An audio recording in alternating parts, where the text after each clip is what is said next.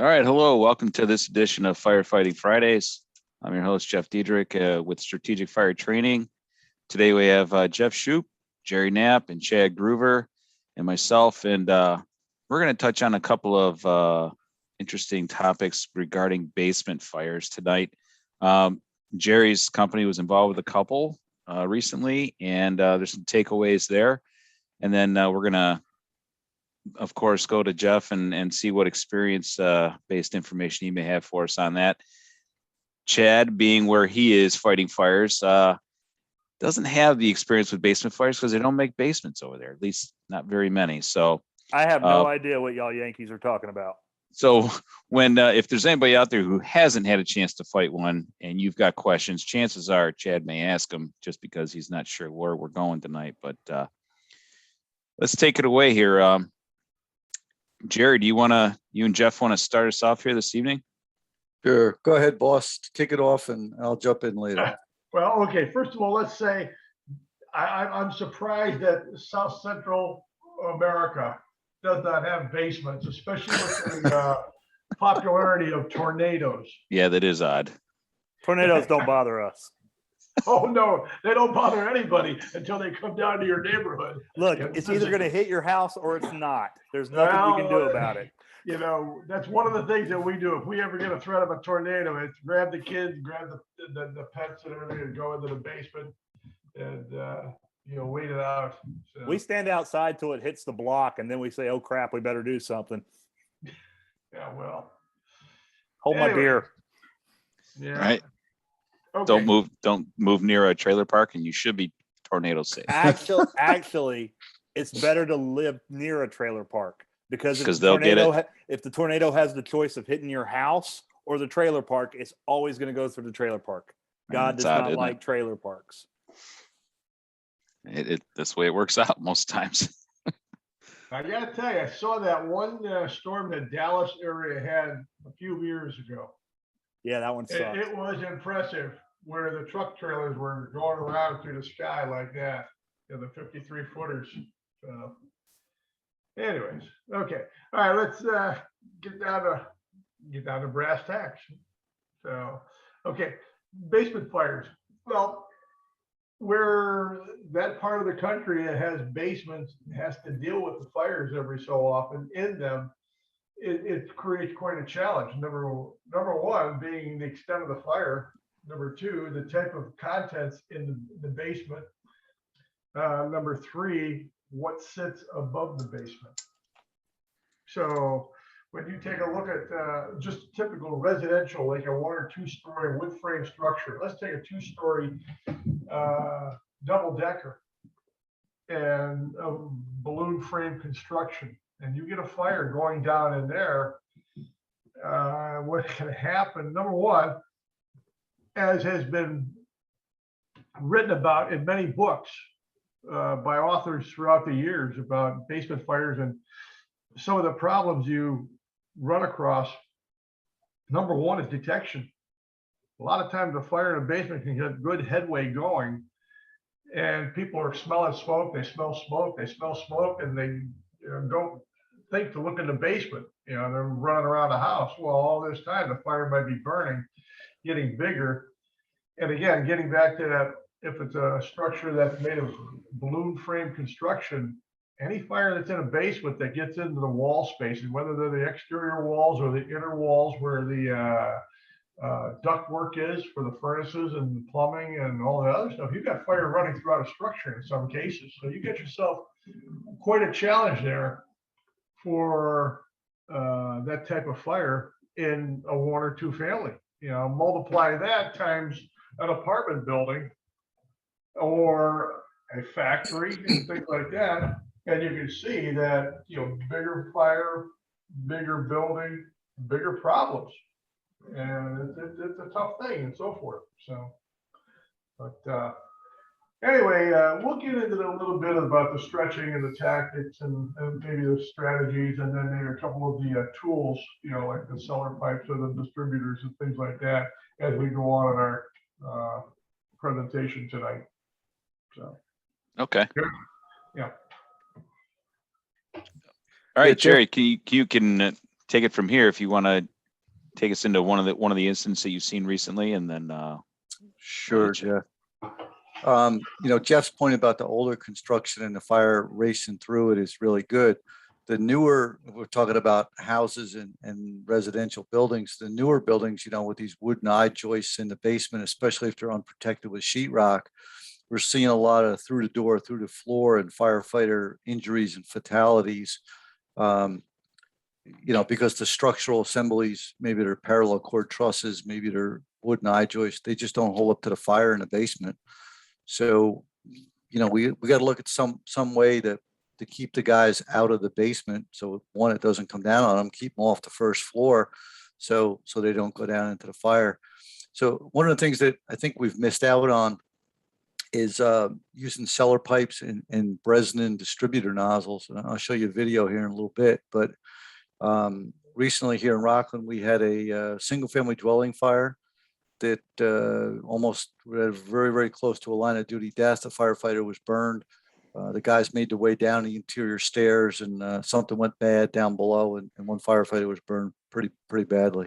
I see Chad had his hand up there. Yeah, real quick for us Southerners, what the heck's a Bresnan? Yeah, a Bresnan distributor nozzle. It's kind of like a softball size nozzle that goes on the end, usually a 2.5. And again, I'll show you a video. It has a number of different orifices on it. Actually spins to fling the water around the basement. And the Elkhart version of that flows 495 gallons a minute at 100 psi. So it's a ton of water really fast into the basement. Was it named after a guy?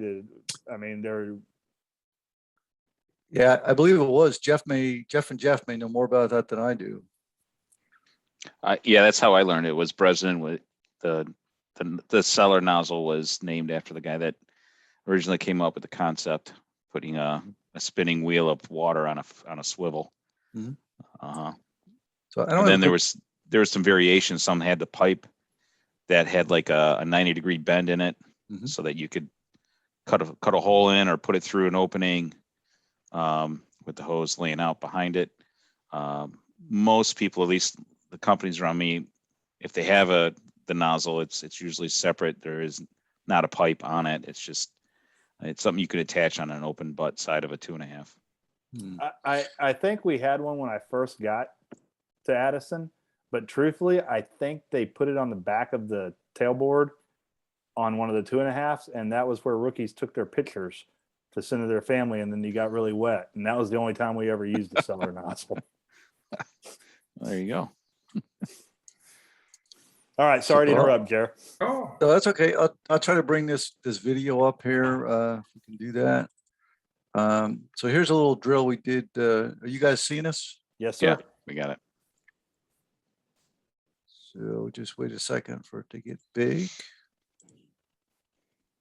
And this is a Bresnan. I don't think this is spinning. We had a little trouble with this demonstration, but you can see the amount of water and the range that nozzle has. We used it, last time I saw it used was probably 10 years ago. We were in a mill, heavy timber mill building, and they poured the concrete floor over top of the wood floor, and the wood was burning from underneath. So we cut a hole in the concrete, cut a hole in wood, shoved this thing down there, and bingo, the fire went out. So I think, so there's a still shot of it. Mm-hmm. I know when I did this for the company the other night, everybody was amazed because they just never seen it. We had never trained with it. Like Jeff was saying back in the day, it was a standard tool, and it kind of fell out of favor for whatever reason. But you can use it, in a basement. You could use it into a cockloft from below or into a cockloft from the top. So let me just stop this share here. Yeah. So I think it's a great tool. Something we need to think. They come in 1.5-inch versions, and I think they're all 1.5-inch versions are flowing around 150 gallons a minute. So I'm kind of go big, go home. Kick this fire in the butt and get done with it. So Underwriters Laboratories had done some live burns down in just outside of Philadelphia, and they used several different cellar, nozzles. And what they found, I thought was really interesting. They had 2 rooms in the basement, they didn't even have to get water on the fire. They just got water into that hot, overheated area, superheated area. And that got the temperatures down from like the 1200 degree range to around 400, which is when you could make your push down the stairs if you wanted to. But the key with that is you get below that 1100 degrees, you kind of get below the flashover, starting point. So at around 1100, 1150 degrees, the carbon dioxide that's in the smoke breaks down into carbon monoxide, and that's what helps drive the flashover. So you go from kind of a rollover situation that's being held back by the carbon dioxide that's in the smoke. You get around 1100 degrees, that CO2 goes away, and then that's what helps drive the flashover. So these cellar nozzles, in the test that UL did, they only went it was a 1,200 square foot straight range house. They went 2 feet in the front door, cut a hole, and dropped a variety of these nozzles in. And again, it didn't even have to get water on the fire. The geometry was set up in the basement such that you could not get water on the burning material, but it dropped the temperatures to reasonable levels. Same thing when they put water in a window on the opposite side with a hand line. Again, the water never made it to the fire, but it cooled everything down enough that it made it a little more sensible to push down the stairs. So if you have those options, I think that kind of makes sense to consider those. Yeah, I would think that those studies are confirming what Lloyd Lehman was doing with confined space fires on aboard a ship. Getting snuffing it out and cooling it off from an area of advantage. Just kind of makes sense. It does, and it kind of it verifies what we were taught and what we were doing years ago. It just made sense. Something else from the Governor's Island experiments I thought were here at FDNY were very interesting was when they pushed the hose line down the stairs. The first line went down the stairs. The fire got worse. Temperatures went up. It's because that hose line was bringing air down in there with it, and it's a ventilation limited fire. It's got plenty of fuel. It needs air, so that hose line was giving it air. And if that company pushing down the interior stairs was operating like we used to teach them, it's moving in thousands of cubic feet of air per minute, actually making the fire worse. So just some good What kind stuff. of nozzle was that, Jerry? Was that a solid bore or was it a flawed nozzle that they were using when that happened? Going down the stairs? Yeah. Jeff, I'm not sure. In the Governor's Island test, the nozzle was fixed and it just pointed down the interior stairs. Oh, well, yeah. So they were throwing water from the top down. Yeah. That's kind of counter to what I was taught on basement fires, which was you get that if you're going to commit to the stairs, you get to the bottom as fast as possible. Then you use the water. Never knew why, but my assumption is because you're not bringing as much air with you at that point. Shupe? Yeah, that's just it, and it's always been said, as the line starts to go down, have your line behind you brought up. So once you start to push down the stairs, and let's face it, if it's a house that we're talking about, a house, a double decker or a side by side or whatever, how many steps are you going to negotiate? And believe me, yes, basement fires can be a very sobering experience, So the whole thing is have your hose brought up behind you. When you make the push down there, you don't get about halfway down the stairs and the hose doesn't come anymore. And then you are stuck right in the chimney, as we call it. And see, that's the whole thing. Yeah, it's miserable. It's hot and so forth, especially when you have a black hot situation. You really don't know where the snapping and the popping is coming from. It's all over. And then as you have opened up the top of the chute or the chimney, well, then you're pulling it all towards you. So yeah, what I think what Jerry's getting at is that you've established a draft right here. Remember, cool air is going to go to the bottom behind you. And then that's going to feed the fire. Fire is going to be coming up that stairway. That's why, like when we go out and we talk, that nozzle man is always going to have that nozzle ready to go, just for that. Knowing your nozzle. Are you taking a fog nozzle in, or are you taking a solid bore in? Jerry, I think you're going to back me up on this, that the solid bore is going to move a lot less air than a fog nozzle. So again, these are those things that, I think they all add to all the circumstantial things that we got to consider. There's that word again, you know, that can change something. I mean, we've had a lot of guys over the time. When I say we, I mean the fire service. We've had a lot of guys have a bad experience in a basement fire for whatever reason. So, okay. I think the thing about basement fires, one of the things is that it challenges every single part of your experience and knowledge when it comes to firefighting. Knowing your first due, knowing what kind of geometries those residences are in your first due. If they're 24 by 34s, you should understand which way those floor joists are probably going. Mhm. And you got to think about that as a nozzle man. Like if I'm throwing water at the ceiling, if I'm going with the joists, I'm more likely to get more water through the basement structure, whether there's a ceiling up or not, because you're going to penetrate most of those ceilings anyways with the appropriate nozzle. But an interior attack on a basement fire has to be driven by your experience and your know-how. It has to be driven by your familiarization of the building, and then it's got to be really worth something. And then recon, where is the fire in the basement? You know, years ago we didn't have a thermal imager to try and get an idea what part of the basement it was in. Typically we would find a casement window, knock it out, stick that electric exhaust fan in front of that window to try and draw, and then make the push down the stairs. That's just kind of how it was explained to me. And haven't done a whole lot of them, but it seems like that would make sense. Make an opening and then approach it with as much water as you can from the offensive side.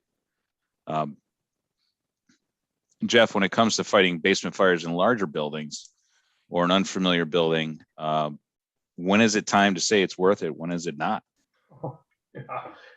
That's a great point, because how big is a building? Are we talking a factory, a warehouse, or something like that? We're talking about age of the building. I think many of the warehouses or factories built lately have no basement. Right. But the older ones, you would sometimes run into sub-basements. That's something I didn't think we were going to talk about, tonight, but that's here you're coming down into this level, but then there's another level down here. Yeah, that's what we would call a cellar. Yeah, could be a sub cellar, could be a sub basement or whatever, and you may take a beating coming down into that first level there, and what's burning is down in that lower level. And you see that's just such a complex situation. That's a labor intensive, manpower intensive operation. Air bottles, hose lines, length of hose lines that you got, because what we talked about earlier, you don't want to go start your movement and have your hose stop, because Right. It's coming at you, and you got to be able to move around. So there's just so many things there. So yeah, when is the time to stop? I think when you realize that your attack is failing. Okay. And this is interesting, because I was thinking about stuff like this the other day, is that your question has a lot of things to think about. Would you take a second line down? Would we keep throwing personnel and equipment at it? And at what point do we say, holy cow, I mean, a lot of your older industrial cities have had those fires in those 6 and 8 story tall old warehouses, the reinforced concrete. You see them where the floor levels are all concrete, and then they got the brick and the casement windows and so forth for each level. Old factories, and they got basements and so forth, like we talked about earlier. You don't know what's down there in those basements, and if it's black and it's hot. And here's that thing about, well, let's get a 2.5 down there. You're right. You don't know where you're going, you don't know what you're up against and so forth, and you can start wrestling with a 2.5. All 6 or 8 of you, right? Yeah, exactly. This is the thing. So this is where an appliance like a cellar pipe or a resin distributor comes in. So I don't like to be that we're going to write off buildings just because we have some problems with them or complexity. I don't like that mentality. Our job is to save property, save lives. But yeah, there can come a point. You got to look at the whole equation. You know, there can come a point where you just say, hey, you know what? We've run out of options here. I think options comes down, at least from my perspective, would be time. If that initial crew trying to press an attack and it's been 20, 25, 30 minutes and I'm not real satisfied with getting water on the fire, I mean, you're way beyond the time limit on what you would consider a safe operation on a bread and butter operation, or, you know, even a 2-line fire. Yeah. You'd have to look at it and say, just by the nature of a fire going for that long after our arrival, this thing's probably a loser. You gotta reconsider what you're doing. Oh, that's a local decision. Yeah. You know, you got to look at your resources and how many you have in each category: personnel, apparatus, and equipment, and then look at what you got. So, And then with personnel, it's the amount of personnel, it's the experience of the personnel. Right. Yeah, who's there that day? Yeah. I think the time issue, Jeff, is critical as well, because now you've got this fire impinging on the structure.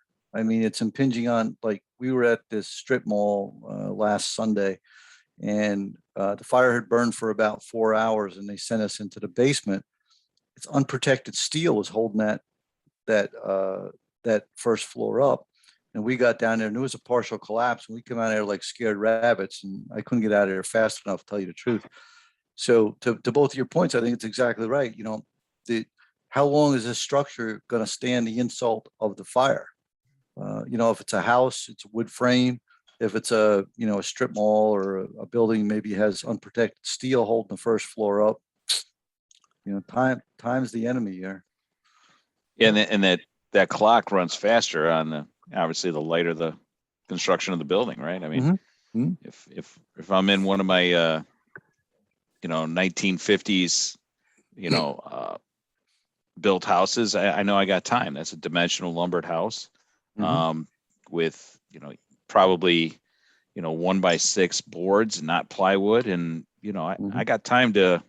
And if there is a problem, there is a small collapse, it's going to be localized. The whole thing's not going to come in. But if I'm looking at something that was built in the last 10 years, 20 years even, that basement fire clock is running really quick. Either going to get it or we're not. Okay, this brings up something, and I'm not trying to take the train off the tracks here, but how many of you are on departments that have a timer for a fire? Like your dispatch center. Well, we get check-ins, but not really a timer. I wouldn't think. Every 10 minutes we get it. 10 minutes, right? Yeah. There you go. Yeah, alert command, because you guys are bringing up great points here, and that is, you're in the firefighting operations. You may have a very complex fire situation, especially in a multi-story building. Ladders are going up, guys are going in, smoke, can't see anything, and all these reports are coming over the radios and everything else. It is so easy to get lost time-wise in an incident. And that's where a lot of departments have done that. As soon as you get there and work and you check in the scene, the clock starts ticking, and then 10 minutes or whatever it is, they notify command. You are 10 minutes into the fire, I see, or whatever they say. Yeah. Jerry, if I could ask you, what was your access into the basement? Was it a straight run stair? Was there a landing and turn? It was it was a straight run stair. Let's see, on the 2 side of the building, it was a wide stairwell. It went down into a shooting range, was underneath a dollar store and a Dunkin' Donuts. So we went down the stairs, and we were probably, I don't know, maybe 15 feet off of the stairwell, and the collapse was down probably another 20 feet or so. But did you hear the collapse or see it? Yeah, we heard it. It was obscured by the smoke. It was a very interesting fire, a very tough fire. It was, like I said, we think it started in a shooting range, but one of the things we think was burning was the residual powder on the walls and in the concrete block. and then it just smoldered and then we weren't sure how much. So there was armor plate for obvious reasons in the shooting range, and then there was we think there was some sound and or thermal insulation above it. So it just burned for hours. That was when the collapse occurred. It wasn't a catastrophic collapse. It was a partial, some spalling concrete and that kind of thing. But again, it's that time deal, an unprotected steel down there, and it was a really, really tough fire. Right. Now, when you were making your way down the stairs, were the conditions pretty hot to the point where you didn't want to spend any time on the stairs? It was kind of a lazy smoke area. Yeah, it was very lazy. There was really kind of light smoke. We got down to the bottom of the stairs. Again, this was probably 4 hours into the fire, and the department thought they had it, and everybody, thought they did. I mean, the smoke was barely making it out of the building, Jeff, which was so weird, but it never stopped. It just barely crept out of the building. But again, it's that whole basement fire thing. You had no access. You can't see, really what's burning. It was just conditions wise, it wasn't bad. It was just one of those gnawing fires that just kept going, Right. Yeah. And that was your only access into the basement was the stairway. Mm-hmm. Yeah. So the ventilation system for shooting ranges is supposed to be, constantly moving air from outside in. And there's a very directional in and out of those type of facilities. Were you seeing a lot of smoke coming out of the vent system? No, it was shut down. We got there like on probably a third alarm, so it was shut down by then. But yeah, we looked at that, and there's like, I think an air exchange every minute or something in a range. It's like you said, Jeff, it's really fast, but it was just a crazy fire. It was one of those, the only thing I could relate to that was, part of a size up, at least for me, when I'm coming into something that's reported as a basement fire, and I'm looking at the residence, is there smoke coming right out of the chimney? And that, to me, that's a pretty heads up sign that there's fire or smoke in the basement. Typically that smoke pressurizes, it finds that draft where that hot water heater and the furnace are emptying into the chimney. And then you just see that black smoke coming right out of the chimney. And that's a good sign that you got something running, and opening up the door and there's smoke to the floor and it just won't lift. For me as an officer, that's what I'm looking at. Like, okay, we got something underground going. And at that point, I try to, put the brakes on and slow down. It's like, okay, let's try and figure out which side of the basement's on fire, because we need to find a ventilation point before we commit. Was there any windows or anything that you could vent with in that basement, or was it all just blocked up? It was all blocked up. I never got around to the 3 side. They said there was a door there. Again, I couldn't tell you what was there. But it was underneath the strip mall. And then, so there was on the end of the strip mall was the dollar store. Then there was a Dunkin' Donuts. And what was interesting is it seemed like the bulk of the fire was underneath the Dunkin' Donuts because the floor was really hot in there. We tried to cut, and it wasn't my company. We were the fast team, and then we went to work doing something else. But they tried to cut holes in the concrete, and then they thought the armor plate might have been underneath the concrete. So the idea of getting a Breslin in there sounds like a good idea. Maybe physically was impossible. So they ended up happening probably 10 hours into the fire. This fire started around noon, around 10 that night. They took the windows in front of the store, and then the fire showed itself, and it was tower ladder time. I'm sorry, I didn't mean to interrupt you. No, go ahead.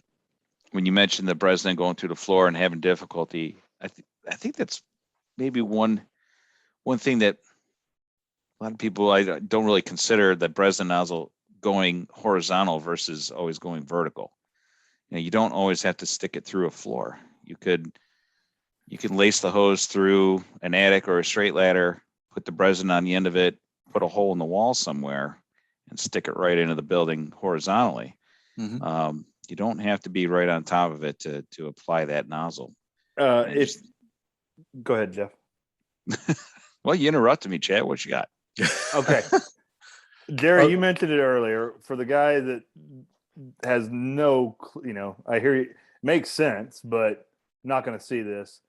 You said you had to get a hole for ventilation, and we don't believe in, what would be the difference in putting the Bresnan through that like lookout basement? Can you put it in a window there? Would it do the same thing? Yeah, I think so. I think that's what Jeff's talking about with lacing it. Jeff sent me his engine company manual. I had never seen that before, but you're talking about lacing, Jeff, that hose line, and then you can get the Bresnan a few feet in there. Yeah. So yeah, I don't think that was possible this fire. Again, I wasn't around the back, so I couldn't tell you. But the holes were cut in the floor of the buildings was trying to get some water down in there. And again, I wasn't with those guys that were inside, but they said it was just they couldn't get a clear opening through the concrete. They got through the concrete, but they didn't know what they were hitting. Again, it was sound insulation. It was armor plate down there. It was just one of those bizarre fires. Yeah, when I was first on the job, I had a lieutenant explain to me things about the Bresnan nozzle. And we have a little Main Street area where we've got the Type 3s with the picture windows and, the instepped entrance ways to the shops. So when you come up to the front door, you're actually already standing over the basement. And it's got the picture windows with the display cases up high. And my friend Terry would always tell me, if we had like a serious basement fire, we're just going to fight it from the sidewalk. We're going to take these windows out. We're going to chop a hole right here from the sidewalk. And then we're going to stick that Bresnan right from the sidewalk into that basement. And that's when he was explaining, we could just put the hose around, either lash it to a pike pole or to an attic ladder, and we would just activate the nozzle and then stick it down in the hole. And I'm like, wow, okay, that seems reasonable. But because of those buildings, they're sharing basements, they're poorly partitioned, and obviously there's no protection under, for most of those basements, the ceilings are not finished. To me, it seemed like, wow, that seems reasonable and simple. But when I talked about basement fires, everybody kind of gives me that look like, really? But to me, it seems like that would be play number one. It's a basement fire in a Type 3. You can't get at it. Who knows where the stairs are? Limited ventilation. Go for it on a stairway. Sure, if you know where the stairs are. What's the relation of the stairs to the fire? So that's where I was saying, bringing that nozzle horizontal versus vertical in a regular house fire, basement fire. Do you have a basement window? And do you have a Bresnan nozzle? If the answers are yes and yes, it could be a play for you to think about. Go ahead, Chad. What's up? Let's say you don't have a Bresnan nozzle. Can you just stick a 2.5 nozzle into that window? I mean, the basement, the water is going to be confined in that area. We've all seen what water can do once it bounces around. Would you be better with just even an 1 3/4 fog nozzle? Right? You want that disbursement placement. You want a wide pattern if you're not sure where it's going to go. Like Jeff always says, if there was a sprinkler head in there, what would it be doing? So that makes sense too, right? I think we got to think about this too, and I think, Jeff, you mentioned it, that it's kind of like it's a confined space.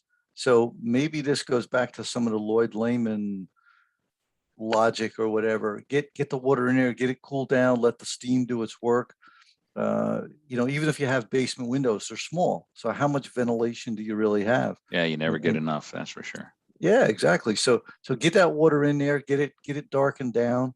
I think that's the key. Again, the Governor's Island test showed that water in the basement window didn't even push the fire up the stairs. In the Governor's Island test, the stairwell from the basement to the first floor was open, and there was a camera there, and they put water in the basement. And because the area got cooled down, the hot air, the hot gas is compressed as opposed to, being pushed out. And, it seems like it's the right thing to do. And, life's our job. I mean, we're responsible for life safety. And like, Shupe was saying, we get paid to save buildings, but at some point, like we just said, do we risk guys' lives? And at what point, and it's like Jeff said, it's situational. And if there was a firm, fast rule, everybody'd be doing it, but there isn't. Right. right. It's experience driven, I think, for sure. Yeah. Getting down those stairs, there's different ways of doing that. You know, I've seen and heard training where guys would say turn around and crab crawl down feet first. Others that say, you know, literally just tuck the nozzle on your right hip, get out, slide down on your left hip like a baseball slide and get down as fast as you can. Whatever it takes, get down fast. I think it's all situational dependent, and then also your experience level. But like Jeff says, if there's not a team approach to where making sure that hose stays, you know, light so that it goes with you, you don't get stuck halfway down is the big thing. And understanding, is it open tread? Is it closed? Is it straight run? Is there a landing and a turn? All these things make a big difference when you're the first one going down the stairs. And then having an idea, looking at the building before you go in, and what's the length and width, and how is that building proportioned? Where do you expect your stream to go and do the most good? Is probably a good thing to have in your head. A lot of things, like I said, it's a huge subject, and I guess that's why a lot of people don't talk about it. It's got a lot to go.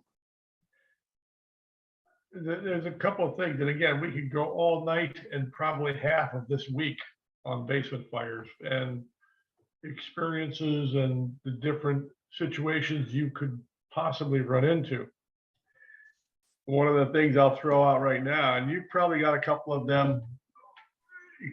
Well, Chad, you don't, but Jeff does, Jerry does, Micah, and of course, you know, back home here. And that is a row of buildings, older buildings, and the trap door leads to the basement, but the trap door is in the rear. You know, that's the thing about, you know, that's one of those things where you have to know your neighborhood. You have to, you do your inspections, you do your first responder calls, and you should be looking at these buildings. Yeah, okay, yeah, the guy's having trouble breathing. Yeah, fine. Okay, let's look at the building here, you know, see what kind of a fire problem it could create for us, you know, or something like that, you know, pick up some extra knowledge. And because, you know, if you find yourself having to take a line down the store to the rear of that store or that building, and you're going to find that trap door and smoke, you got yourself a real problem. And again, how many personnel do you have, and what's burning down there? The whole lot of yards, like I said, it's just, you know, and to make it down those stairs, that thing that you mentioned earlier about the crab walk, reverse walk, or whatever the heck you want to call it. Oh, absolutely. I was going to say absolutely not. That is a very dangerous situational thing. When you are at the top of that hatch, trap door is open, and you're feeling in the blackness with your foot ahead of you. That's what you better be doing. If you don't have anything to stand on, why would you want to go down backwards? Like, what do you think? It's a ladder, you know, it's a 50-foot bagger ladder or something like that. Right. Yeah. You better have something to stand on. And we've seen so many freak things like that. The ladder goes down halfway, or the steps go down halfway, and then you got a platform there. Well, then where does it go after that? Left, right, or does it continue on? You know, it's just freaked out. You got heat. Maybe the flames are coming after you now because you opened up the top of that chimney now, and you're now possibly drawing that fire towards you. And again, like we said earlier about having that nozzle out in front of you and that nozzle man, just for what you might run into there. These are tough fires. You know, some of the things I've noticed in our area, whether it's a hardware store or a bar, that there's typically a hatch or a trapdoor entrance, not in the general customer area, but where the workers would be. So either behind the bar, right, or where that old cash register area was, right, behind that display counter. That's where there would be a hatch where you could pull a door up, and there would be a short run stairs down in the basement or conveyor belt. So where do you want to stretch from? Yeah. You want to go across the store, or you want to come in a rear door if they got one? I'll take the rear door. Yeah. As for me coming up as a fireman, looking at buildings as I was walking in them, and like, oh shit, that's the second time I've seen a bartender come out from underneath the bar. What the hell's going on? I look over, and there's a trap door. It's like, oh, hey Jimmy, what do you got down there besides Guinness? Yeah. Yeah. So if you have that situation and you can't make that, here's where the Bresnan or the cellar pipe comes in. Because I would say in those older buildings, probably most cases, I won't say all of them, but most cases, those were old joisted floors, probably ordinary construction. And I remember we ran into a joint one time. The joists were 3x13s. And that was true dimensional. And they looked like they were like 13 inches on center or something like that. You could have had a herd of elephants dancing on the floor above, and it wasn't going to go anywhere. Right. But that's how heavy that construction used to be. Now, Jeff, you mentioned newer construction, Jerry. I think you did too. About the eye joists. All they are is pieces of wood and glue put together. Yeah. They're going to fail at a low temperature, and they're going to feed the fire. So yeah, they're not even wood; they're plywood. Yeah, sheeting. Yeah, particle board, OSB. I've seen the web that's been made out of OSB. Mm-hmm. Yeah. So that was what got the firefighters down in Colorado, Ohio, years ago. Was through the door, through the floor. Lesson learned there. Like whenever you can attack from, a walkout basement, that's the way you go. You gotta be willing to stop what you're doing and redeploy, go to that walkout basement door and get it from there. Right. For sure. Well, I guess we've covered a little bit about those basement fires considering as engine, but as an engine guy, what are you hoping for the truck is doing? I mean, these guys they're gonna want to get their search on those first and second floors and onward. But for the basement concerns, what are we looking for? Sure. I think we want I don't know if there's a pat, kind of one size fits all answer. It depends on the situation. At a house, we maybe want them to do some VEIS. That might be the quickest way to the victims. Again, I think it depends on the situation. Is it a commercial? Is it a residential? I think we want them to be sure we're coordinating the ventilation with the fire attack for sure. But I'm thinking if we're in a balloon frame, I would like to see a truck company commit to the roof right away on a basement fire, because that's where it is. By the time we stretch out and we get into the basement, it's already gone up, and it's like chasing a 4-year-old around the house. I mean, it's already up there. Assume it. yeah. For me, I would like to see the attic space ventilated as quickly as possible, and All right, then let me ask go you ahead, this, Jeff. You don't have a dedicated truck out where you're at. You guys got to jump on it and operate as you see fit, right? right. Okay.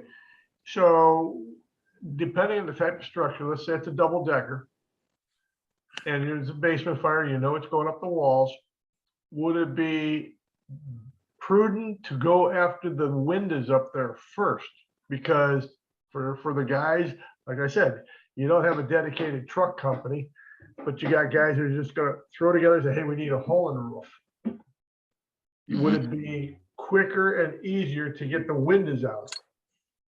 For sure. Yeah, I would. Okay. Yeah. All right. Okay. Yeah. I don't want to leave that, without being mentioned. Okay. Go for the windows upstairs and so forth. Yeah. And I get it. It's sometimes very hard to get an idea where the fire is located in a basement. Sometimes you get lucky and you see orange windows. Well, there you go. You got an idea that where it's at and what's above it. Others, when you just got smoke pushing out of this joint, and you have no flame showing, I'm like, oh God, where's it gonna show itself, and that's the thing, That is the thing with the basement fires. There's smoke everywhere. That house, if it's a residential building, there's smoke coming out of every cranny, nook and cranny of that place. Now, this brings up an interesting point. Okay, Chad, you guys, you know, when we're down there looking at the engines and so forth, and this is I call it how do I label it? Today's engines that are designed aren't designed to be war wagons or fire engines. No. In the old days, an engine had three purposes. It had water, hose, and pumps. It was a triple combination apparatus. Today's fire engines are so built up with cabinets and things like that. Hose beds are way up there. And then the NFPA standards work against the design of engines set up to fight fires. And with all this other crap that's coming out, I just heard somebody laughing today. I was just having coffee with a couple of the senior men of my time. And one of the guys brought up this thing about, you know, the cabs and so forth, not allowed to have your SCBA in there and things like that. And there's more sheet metal out there. And this thing's not set up to fight fires. Well, you just mentioned, here we got this building and it's loaded with smoke, basement, first floor, second floor, attic, could be a double decker. You got fire running everywhere. And you've only got two pre-connected hose lines set up to attack the fire. How is it we've let it come to this? And if you got a city that has these types of buildings, you're likely to have a fire like this in the future, and maybe more, depending on your city and what its population is and what it's like and so forth. So I think it's, you know, one of those things that we need to get back to design a fire engine to be a fire engine. You know, this minimums isn't good for firefighting, especially in what we're talking about. If you have a fire in a basement, first floor, second floor, and attic, you need 4 hose lines right off the bat. Right. Take your engine supply 4 1 3/4 or 2 inch attack hose lines. And I'll bet you the answer in 95% of those cases is no. Jerry, what do you think? Am I far off the walk? I got to unmute here. No, I agree. You know, the old triple combination pumpers were set to get water on the fire. And I always said in small, medium, and large amounts. You know, you had your 1.5 or 1 3/4, you had your 2.5, then you had your master streams. And you're right, we've gotten away from that. You know, it's just, you know, I call it the do everything engine, and that's great, except it doesn't do anything good. You know, it does it all kind of half-assed, you know. So no, I agree with you, Jeff. Mm-hmm. Yeah. So let's check in with Kansas City real quick. Micah joined us a while back, hasn't said much. Hey, Micah. Micah, we're talking about basement fires. What do you got for us? Anything you throw at us? And you guys already knocked out of the park. And I wasn't even sure what the title of tonight's meeting and discussion was, but obviously it's basement fires. I heard Lloyd Lehman's name mentioned, and I think it's kind of a flavor of last year, the pandemic across the fire services. They've mixed Lloyd Lehman's work and Keith Royer's work with how they apply water on these structure fires. And they take that same misunderstanding and miscommunication and apply it to basement fires. And they find out real quick, holy shit, that was a wrong idea to go down with this wide fog down the stairs that they teach in the Red Book and Essentials 1, Essentials 2, Essentials 35. They keep on mentioning attacking basement fires with a wide fog pattern. Yeah. Well, we've done it. We've been there, and it hurts like hell. And I still don't understand why people do that. So, you know, we cover the basis of hitting those basement fires with a large volume of water. You guys talked about the stairs, which is always an access problem. The smoke lift, you tell real quick when you make a box and you make the first floor, if the smoke rises or stays low, and then you know you probably got something below you if that smoke stays low to the ground, depending on many other variables. One thing I wanted to mention. Oh, go ahead, Shupe. No, I was going to ask, do you have, y'all have basements in Central America there? Hell yeah. Okay. And they, oh my God. Yeah. And it's even worse in Kansas City than it was in Manhattan. Manhattan, you had a lot of the limestone and flint rock that was hard to break through to make basements. And here in the Kansas City area, you got basements everywhere. And it goes all the way back to the historical days of hiding some people. And yeah, there's some history there. But I don't want to leave out my Some conversation skeletons with in the basements. Skeletons. Yeah, sure. Remove that brick from the wall and look in there. every shift I go to work, I'm surprised. I see something new that I've never seen in 15 years. But one of the conversations I had with John Mateer, who isn't on tonight, I asked him one time, I said, John, have you ever had to flow water while going down, while making an advancement down the staircase? And John was talking to me on the phone. He goes, you know, Mike, and immediately he stops talking. He says, hey, I have a job. I have to go. He calls me back an hour and a half later and says, Mikey, you won't believe it. I just got done fighting a basement fire. And guess what I did not do? I said, what's that? He goes, I did not flow and go down the stairs at the same time. Just never done in my life. And I said, well, that's good to know, because I've never experienced flowing and moving at the same time going down the stairs. I usually make sure we have the hose ready to go and haul ass down. Yeah. Or if you have to, you hit it from one position, shut it down, and then move it to the next position, hit it from there. You know, we tell people never to flow while moving upstairs. So why would it be different moving downstairs? Right. Yeah. You know, if you are in the chimney, which you are, I mean, you're in, if you're seeing fire licking up the stairs, you know, that's a vent point ignition. Hitting that with water is not doing anything other than generating steam in your immediate area. In my opinion, you should get down to if you're going to commit to getting down to the bottom of the stairs, get down there, then open it up, run it. You know, don't make another move until you feel good about it. You're right there, you know, and have the correct gallons to fight basement fires. Don't take this 100 PSI fog nozzle set on 125 GPM and think you're going to have a picnic. You better pack a lunch. It's going to be a while.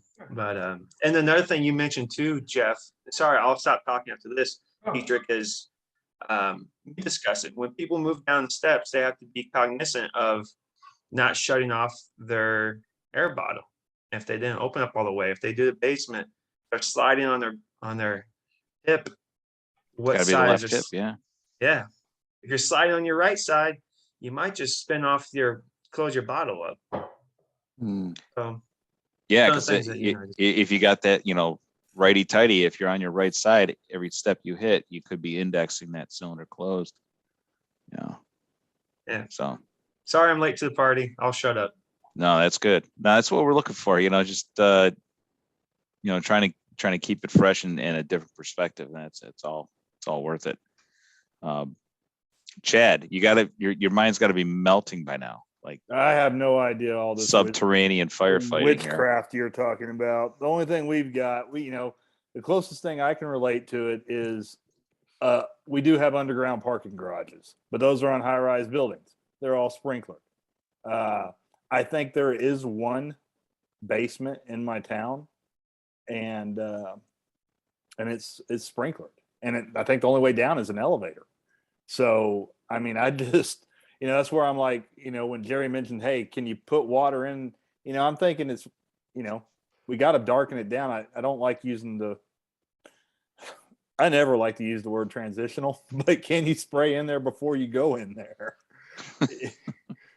Right. It's like, yes.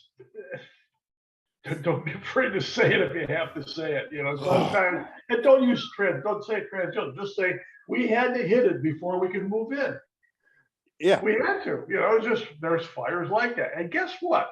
This whole thing about this transitional term and everything, boy, I'll tell you what, it did damage to the fire service. look, we've had many fires over the hundreds of years we've been doing firefighting where we've had to hit it first before we could move in on it. We were aggressive, we got in there, but we had to hit it first to bring it down to where we could get in on it and be aggressive.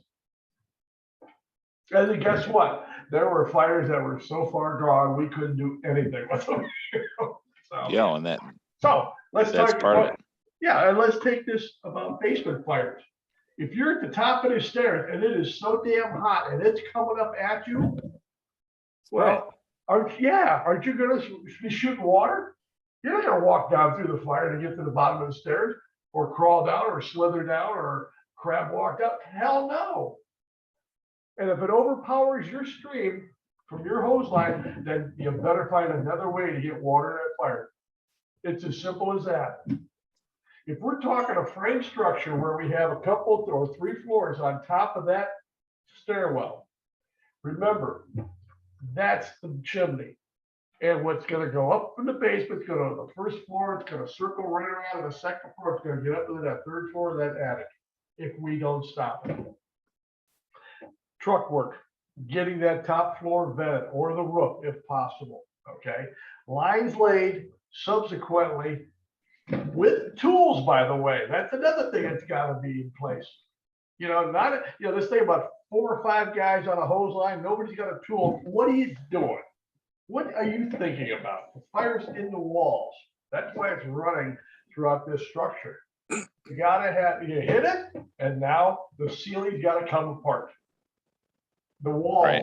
They got to open up. Okay. And you got to do it. And by the way, don't stand across the room and throw the stream over there to the opening in the wall that the guys just created. Get that nozzle and jam it up into that space. I remember officers grabbing us when we were young kids. Get that nozzle over here. Get it up that wall space or that void, okay? Because if you hit it here and you get that water going up there, you're at least knocking it down or pulling it out or slowing it down anyhow for that area or those guys above you, okay? Jesus, Right. Christopher. See, these are little tips about the job of firefighting, that it seems crazy that we've gotten away from this stuff.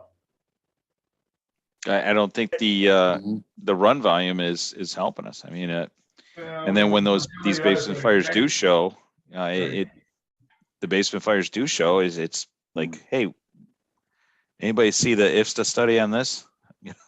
There's a lot of hand wringing and head scratching, and so it's just one of those things. Like, if there's any back to basics fire, it would be a basement fire, right? Hey, Diederich,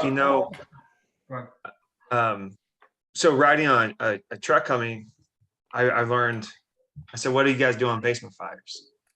Well, shit, the first thing we have to do is find the stairs on basement fire. We find the stairs, we tell the engine company, come towards the noise, we found the stairs. That's the very first thing, the truck company. And if it's a basement fire, we have to find the stairs. Right. So that's pretty easy job for a truck. You say, hey, my job is to go find the stairs. I let the engine guys know. Job's done.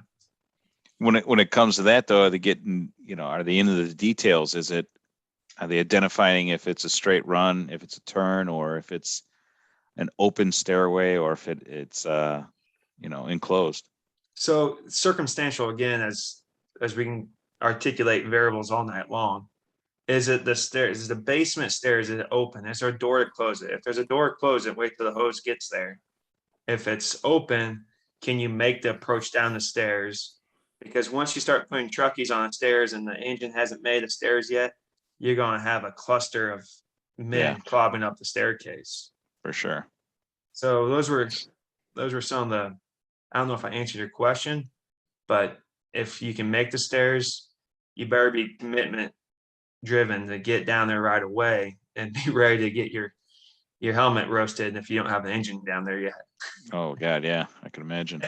And if anything, if the truck company could do anything, is to close that door, wait for that hose line to get there. Because as soon as you confine it, don't let it come up, right?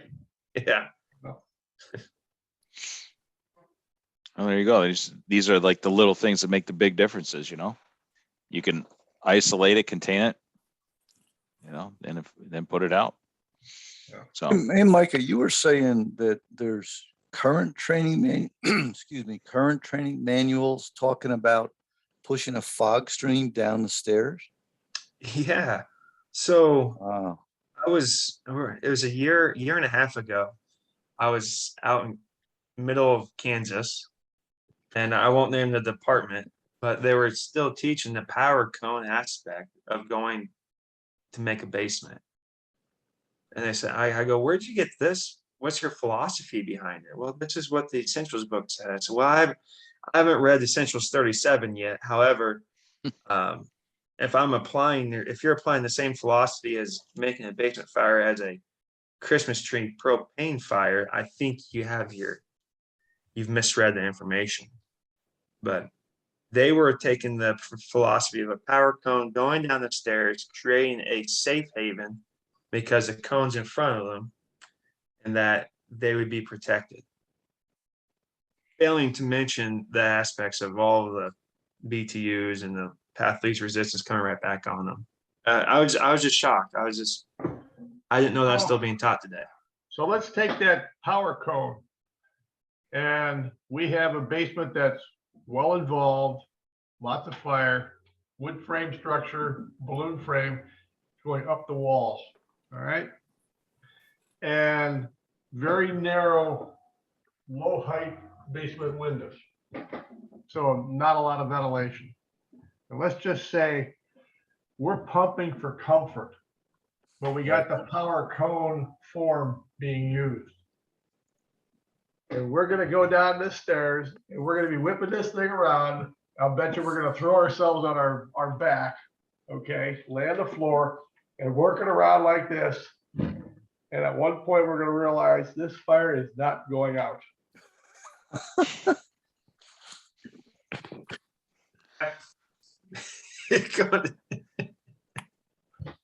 that's how the story ends right there. Next trip is to the burn unit. Yeah, if you're lucky. Wow. I know a guy. Yeah, not only that, but you could look at the PPV attack years and studies, and same thing. Does PPV work? Yes, in the perfect scenario, it can work, but you need an exhaust point. In this scenario, your exhaust point are the vertical chaseways going up into the rest of the building. I mean, you are that power cone is a power fan. I mean, we all know that, but those that are teaching it maybe don't. Yeah. You're probably talking 10 or 15,000 CFM, cubic feet of air per minute. Like you said, Jeff, pushing it up wherever it's got a place to go. The other thing that's important about the power cone is how far does the power cone go? It looks great if you got the nozzle in your hand, but where's it going? 5 feet, 10 feet at the most. So you're pushing all that air into the fire. We know that's what that basement fire needs. It's like, oh, that's what, Micah, when you said that, I'm like, holy cow, it's somebody really in this day and age teaching that crap? Oh yeah. And they're mixing the literature with Lloyd Lehman. They're confusing, they're bastardizing history. Excellent point. We're going to take a little bit of history that's been proven and mix it with theory today that maybe is dangerous, but we're going to get our point across that way. I'll be damned. That's interesting. So I guess that would work really good. If the fire was at the bottom of the stairs, that'd work really good. But if the fire's not at the bottom of the stairs, if it's across the basement, like you said, you just lit that place up and you haven't got water on what's burning. Holy crap. And we didn't even discuss whether it's limited access, no access. Where is all that steam going, coming right back at you? One of the points that we should probably make here, and that is, Jeff, you brought it up when you asked Jerry, was it a straight run stair and where was it located within the building? And the thing is, when we run into basements, in many cases, the gas meters are located on the front wall of the basement. Right. Well, if you had a black, hot, burning situation and you're going down the stairway, whether it's a straight run or whatever, and it goes from the front of the building to the rear of the building, that's that 180 that you've got to be able to do at the base of the stairs, and you're going to be in zero visibility. I mean, I'm throwing a pretty good scenario at you. a 180 and your gas meters are up there, but you don't see them. And if that's where the fire is located, I'll bet you pretty soon those things are going to be burning away too. We've Right. had, I can recall several situations in the past where that's what we had. One was in a grocery store located on a very busy street, an old neighborhood and so forth. And those gas meters had burned away. They were on the front wall. And the funny thing, or the scary thing, when you look back upon it, when we went in that place and it was filling up with smoke at the time, was burning right below us. And it was just destroying the integrity of that floor. We didn't realize it at the time. So we had to go over that, go over and find the stairs. And then the stairs took us from the front to the rear of this deep basement. And that's the whole thing, you know, we talk about how much hose you're gonna get. You don't want to run out of hose because that's your lifeline. You got to be able to get it down there. Think about your utilities and so forth. If the fire's not down there and you're at the rear of the basement, well, then the fire's obviously that way or some other area. You know, it's Right. not where you're at. And these are the things that, you know, just make it so circumstantial. So we could get into ventilation of those types of structures too. You know, again, old stores with the big showroom windows and so forth. Wow. Yeah, well, lots to figure out, and like you said, Micah, the variables are endless on any fire, but when it comes to basement fires, it really gets tricky because the access and the ventilation profile is shit. So it's a tough thing to get around. Jerry, we're running out of time, but I wanted to ask you about the second basement fire that you guys hit in the recent months. So you had the big store going with the shooting range, but what was the other one? Yeah, there was a residential building where that firefighter was nearly a LODD. Just good roaring basement fire. They took the line down the interior stairs, and we still don't really know what happened with that fellow's face piece, but he got burned pretty badly on his face. He's out of the hospital, out of the burn center. It was touch and go for a while with him, but Wow. I hate to say it was one of those routine fires that just went bad for whatever reason. So, Yeah. and you know, as we've been talking, the basement's just such a death trap. You know, kind of more dangerous, probably the most dangerous place in the building to have a fire, I guess. I would say so. Yeah, I think statistically the most dangerous thing you do is fight a basement fire or do dive training as a fireman. I think those are the number one and two that can get you. So it was a residential basement fire and it didn't go well on the initial attack. Mm-hmm. How did it end up? What was the disposition of the fire? Did you guys lose the building? The second, no, actually, it wasn't my company. I wasn't at that fire. Once they did the Mayday and got the fella out, they pushed the second line down and got it. But it was pretty sporty for a while. Yeah, that's tough, man. I wish the best for him and his company and his family. Mm-hmm. So yes, thank you. Godspeed to them. All right, Shupe, do you want to put a cap on this, or I mean, we've already pushed well past an hour already. Yeah, I tell you what. First of all, Jerry and I have been talking, and we believe the importance of understanding fire tech on basement fires is something we need to address. So, you guys out there, first of all, we'll be doing our engine class, and one of the things we're going to be demonstrating is the cellar pipe and the movement of it, and we'll be going over some of that stuff this year at FDI or next year at FDIC. And that'll be in April. I don't know what month we're going to be in. I know it starts with an A.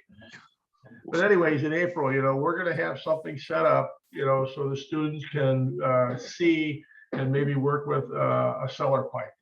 We're going to scope the building out. I think they got some steel manholes that will lift up and drop the pipe down, and the guys can see it operating, how you cover it and so forth. So we'll be going over that. So that's one of the things that we're going to make sure that we provide for the students in our class. So that'll be something super. Yeah. Right on. Other than that, we mentioned it before we started filming here tonight, and that is we're very appreciative, thankful for all the people that had us out to do training with them throughout this year.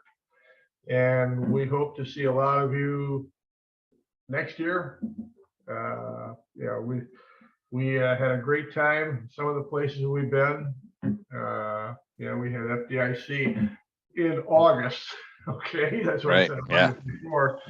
And from there, we picked up and went to a couple of places. You know, we were in Texas, we were out in Colorado at Mile High. Mile High was just a super place and so forth. So we had a few other places that we were at, and you know, again, thanks to everybody, you know, who had us around and so forth.